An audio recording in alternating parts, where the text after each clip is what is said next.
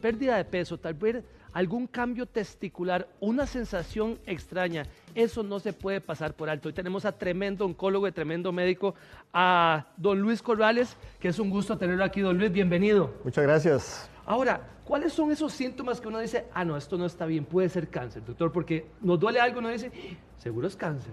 Bueno, eso es muy importante. Ciertamente la mayoría de veces se va a manifestar como un bulto. Así es. Inicialmente son de los lugares que uno puede tocar o uno puede sentir, pero también hay lugares en donde pues, no vamos a sentir ese bulto porque son órganos internos, entonces a veces son síntomas que se van a manifestar de alguna otra manera.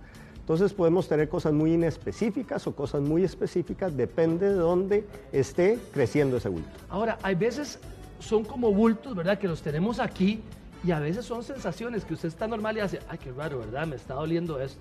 Claro, eso mucho depende de la localización en el cuerpo, ¿verdad? Hay lugares que son mucho más fáciles de sentir, por ejemplo, en hombres a nivel de las mamas, a nivel de testículos, es algo que uno posiblemente va a tener más facilidad de sentir, pero a veces no, a veces son cosas que van creciendo lentamente y que poco a poco pues se van manifestando y así es la sensación que al final se va dando. Doctor, es más fácil cuando uno puede palpar alguna bolita, algún bulto, pero si hablamos del cáncer de próstata, ya esto es peor porque no tenemos una forma como tal vez de palparle y tener y decir, ah, no, sí, esto puede ser cáncer de próstata. Claro. La parte de próstata es de lo más frecuente que tenemos a nivel de tumores en el hombre, ¿verdad? Se va a manifestar no por un bulto, porque normalmente no vamos a sentir un bulto, ¿verdad? Pero se va a manifestar generalmente por síntomas urinarios, ¿verdad?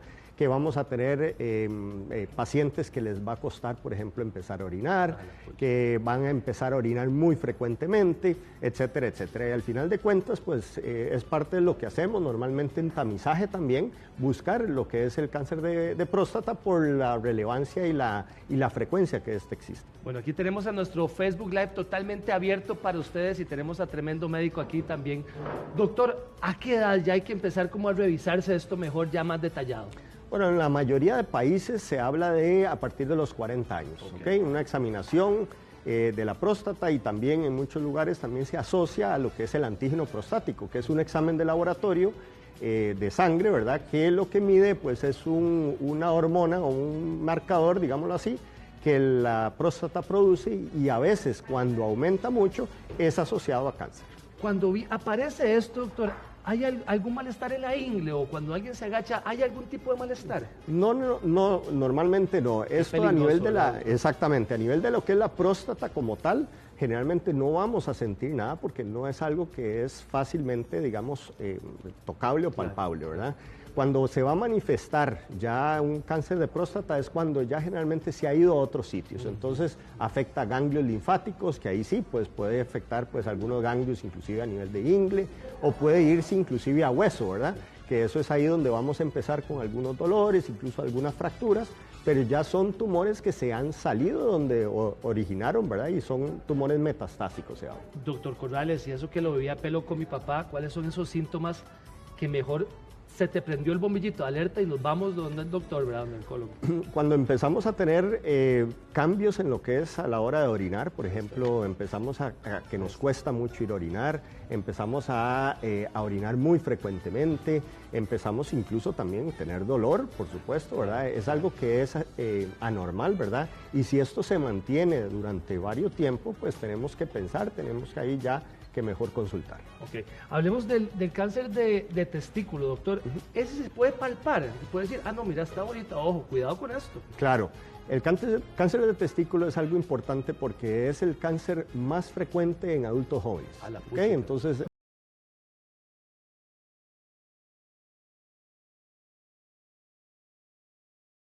porque al final sí es algo que se toca, ¿verdad? Es algo que los pacientes generalmente van a sentir un aumento, van a sentir a veces dolor.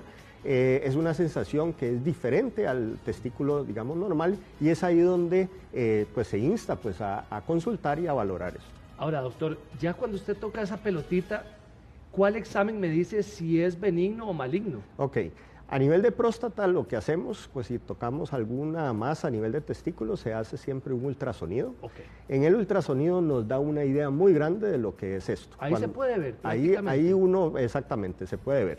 a través de lo que es los diferentes estudios que se tienen que hacer. Posteriormente hay que hacer la cirugía, ya ahí urología entra para hacer la cirugía es quitar testículo, ¿verdad? Y es ahí donde vamos a ver a nivel de lo que es la biopsia todas las diferentes características que nos van también a decir y ayudar para definir el manejo que se hace después de la cirugía. Si le dicen que le tienen que quitar un testículo, ¿se podría vivir solo con uno, doctor? Perfectamente, ser fértil también perfectamente, o sea, eso no habría ningún problema. Son cosas que uno pues obviamente da un seguimiento, pero eso no habría ningún problema. Pasemos también porque subieron también los porcentajes de cáncer de vejiga, doctor. Cáncer de vejiga es una de las cosas que hemos venido viendo a nivel mundial, que ha venido aumentando. Hay diferentes razones por lo cual existe esto. Hay algunos factores de riesgo pues, que estamos viendo. La manifestación más frecuente de cáncer de vejiga es sangrado al orinar. ¿Okay? Entonces ahí cuando existe algún sangrado, de una vez mejor es consultar corriendo. Y ahí pues ahí ya habría que valorar ciertos estudios, ciertos laboratorios, ciertos estudios de imágenes, por ejemplo, para entonces identificar eso. Las personas que aguantan mucho al orinar, doctor, y se les llena esto, ¿podría terminar en cáncer?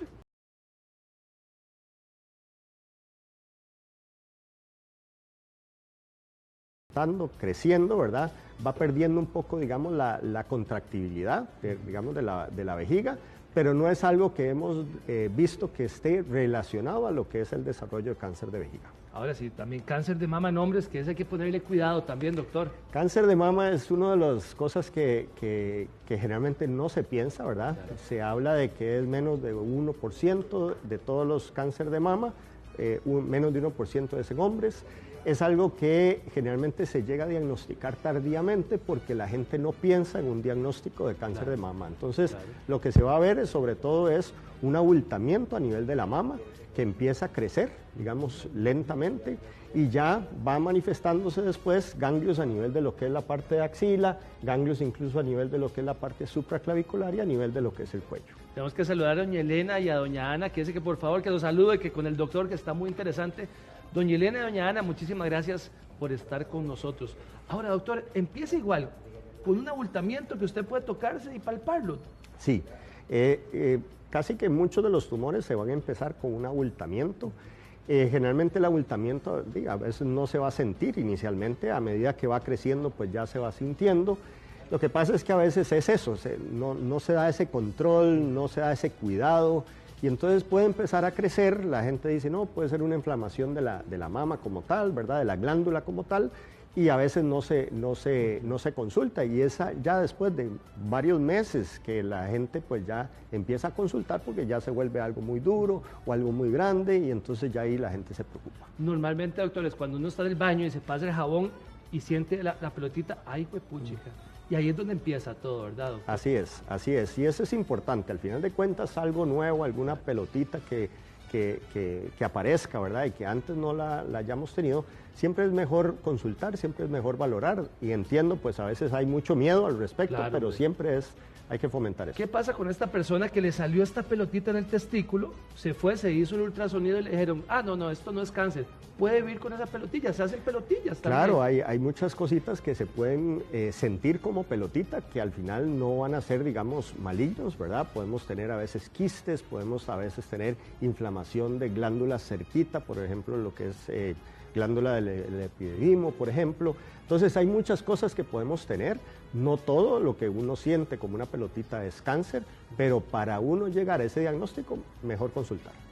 La experiencia me ha dicho, doctor, que uno va como encrechendo, ¿verdad? Empieza con un ultrasonido y después, ¿qué sigue? Si usted dice, no, es que esto sí salió un poquito alterado, ¿qué sigue? ¿Cómo vamos para arriba en esa tabla? Bueno, depende de lo que estamos viendo, pero generalmente pues un ultrasonido, después vamos a valorar algunos laboratorios, algunas imágenes un poquito más específicas, más enfocadas, como por ejemplo un TAC. A veces en algunas situaciones podemos hacer una cuestión que se llama un PET-CT. Y al final pues ocupamos valorar si esto realmente es algo maligno o benigno, que al final terminamos con una biopsia, ¿verdad? Doña Doris dice que si la puede saludar, que está ahí en casa, que el doctor que la salude. Aquí estamos con... un saludo, doña Doris, un gusto. Y don Maynor dice también, don Maynor dice que si la pérdida de fuerza y goteo al orinar ¿Es diagnóstico de cáncer de próstata? Es uno de los signos que uno tiene que considerar, ¿verdad? No todos los síntomas urinarios nuevamente van a ser relacionados a cáncer, ¿verdad? A veces la más frecuente que vamos a ver es, por ejemplo, que la próstata empiece a crecer de una manera benigna, ¿verdad? Eso se llama una hiperplasia o hipertrofia prostática benigna, ¿verdad? Esta pregunta, ¿verdad? Es como en su consultorio, doctor, cuando estábamos sentados ahí, ¿de qué depende de que esta bolita sea bien mala o que tal vez se comporte tranquilita, ¿verdad? Porque hay muchas personas que tienen cáncer de próstata, pero el cáncer está tranquilito, ahí está, pero está tranquilito. Exactamente, hay diferentes factores que uno va viendo, la parte biológica del tumor también es importante, uno mucho de lo que ve eso es a nivel de lo que es ya la biopsia como tal, entonces hay algunos factores, algunas características de la biopsia que a mí me dicen, bueno, es un tumor que tal vez es muy agresivo o es un tumor que puede tener un crecimiento, digamos, lento, ¿verdad? Al final de cuentas, aquí la idea es llegar a consultar, llegar a entender bien el tipo de tumor específico para cada paciente y al final lo que podemos ofrecer de tratamiento y manejo. Okay.